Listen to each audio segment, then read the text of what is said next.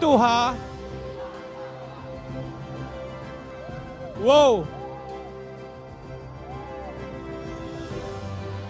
Our next award is the second place winner. Okay. They shall receive 300,000 pesos and an additional 150,000 pesos from Congressman Angelo Marcos Barba and Governor Matthew Marcos Manotoc, totaling to 450,000 pesos. Wow!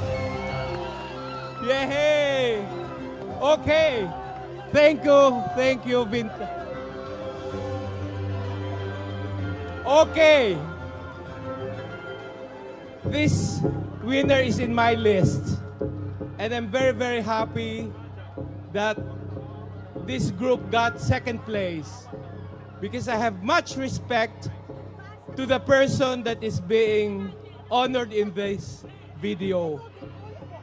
So, the second placer is no other than Pinili! Congratulations, Second place municipality! goes to the municipality of Pinili. Yay!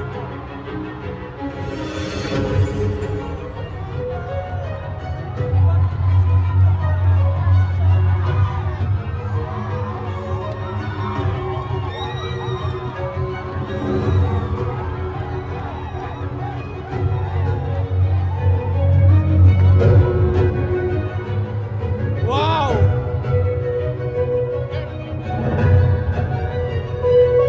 Again, congratulations, Congratulations. Abel Festival!